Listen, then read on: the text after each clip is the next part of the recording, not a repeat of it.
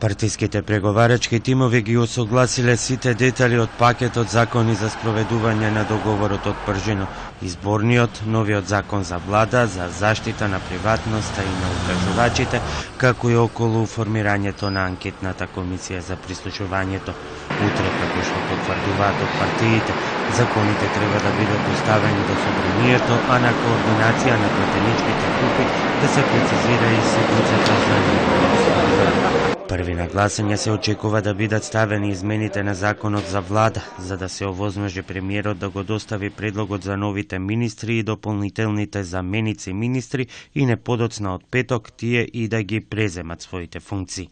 Во меѓувреме странските амбасадори, чиј притисок беше клучен во премостувањето на разликите меѓу партиите, потсетуваат дека будно ќе го следат секој чекор од имплементацијата. Германската амбасадорка Кристине Алтхаузер денеска кратко изјави дека се чекаат резултати.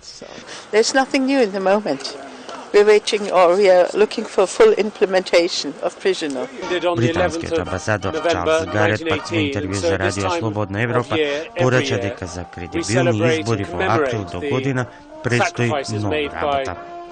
Договорот од Пржино е со многу набиен распоред, но остварлив, доколку сите страни ја разбираат потребата и итноста од исполнувањето на овие работи, лидерите да работат со добра волја. Одржувањето на кредибилни избори во април следната година значи дека има многу работа во меѓувреме и потребно е не само политичките лидери во земјата, туку и институциите, медиумите, граѓанскиот сектор да се здружат да работат заедно преку конструктивна работа за исполнување на таа цел. Договорот од петокот за обврските од Пржино се очекува да биде нотиран и во извештајот на Европската комисија кој ќе биде објавен неделава, но известно е дека нема да ги смени намерите на комисијата, препораката за почеток на преговори да ја услови токму со целосно спроведување на договорот од Пржино, но и со конкретни реформи во неколку клучни области, како правосудството и медиумите.